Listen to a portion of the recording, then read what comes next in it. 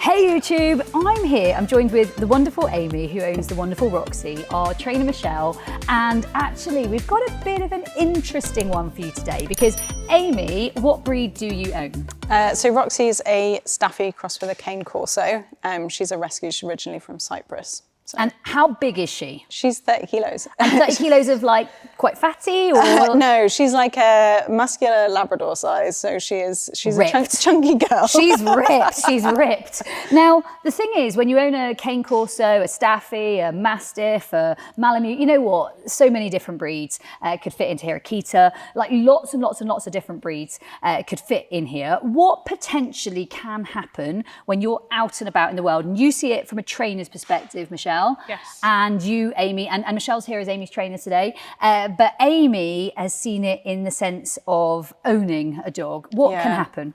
So I think, especially with Staffies, it's like the owner gets a label at the same time as the dog.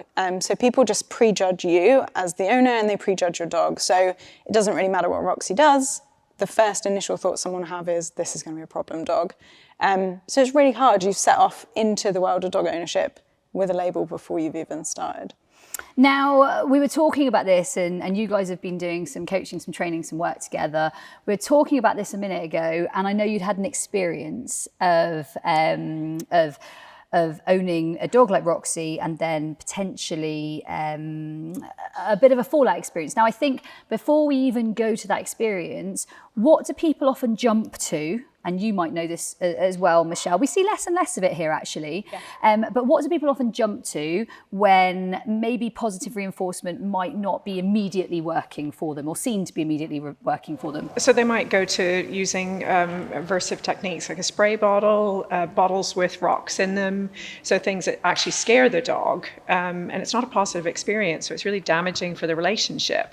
So we see a lot of dogs come here as a result of that, and there's a trust issue, because the dogs are actually scared because they don't understand why this spray bottle's been sprayed at them. Now, Michelle mentioned spray bottles. We can talk spray bottles, we can talk citronella collars. I definitely saw in my time training naughty but nice dogs and definitely sadly experienced using them with trainers, chains, discs. And then we discussed the shock collar.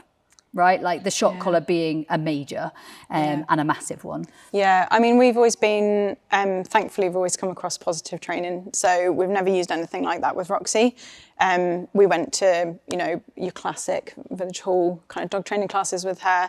And we always had, that positive approach, I guess, with her. But I think what I've seen is, she's a really sensitive dog. She's massive. She can come across as like a big So this huge cane corso, cross Staffy, and you're hearing it from Amy that she's sensitive, she's sweet, she's a kind dog. Just because she might look like this doesn't mean she needs an aversive method put on her because of her label, right? Yeah. Like that's where people might go. And I think that's the thing, if you've got a big dog, people can, I think, go to extreme lengths to try and train them. And like you say, if the positive training doesn't work straight off the bat, well, what do I do now? Because I've got a 30-kilo dog at the end of this lead. And my concern then is that somebody just goes to aversive because it does get fast results, but unfortunately you're doing that by scaring your dog.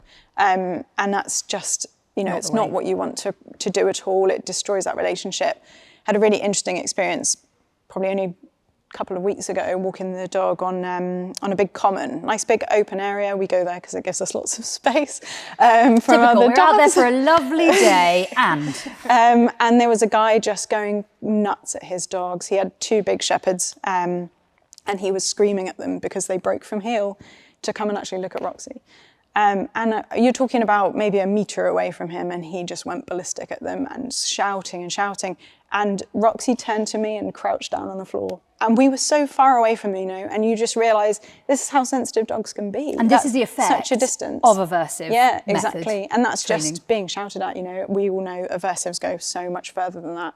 And I think that was it's a massive eye opener to think at just such a distance. If I'd gone down that route and gone aversive with her, like, God knows what your relationship I'd have, exactly. May not be there at all. Exactly. Right, it may be so damaged, or the relationship would not be the relationship that anyone would dream of, right? Yeah. Or so far damaged. And I think that's the big thing. I mean, we've all had it, right? We've all had it in our own like human relationships where you've got a friend and something's happened and it's not quite the same as it was before. This is way more damaging than that, because this is actively almost abusive, right? And so it's awful. It's worth considering. Now, before we round up for YouTube, owning a lovely dog like Roxy and being out and about with Roxy, what great things can you tell everyone about owning a dog like her? Because Cane Corso, Cross Staffy, there are a lot of bad labels out there. There are a lot of people that definitely don't want to celebrate dogs like her.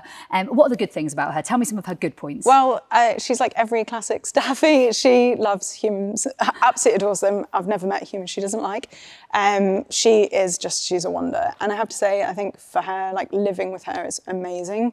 It's the out and about that we have to address, and that's cool. It's a work in progress. We're doing really well. And that sounds like you're already on to a huge winner, because living with her is really cool. It's most of the day, right?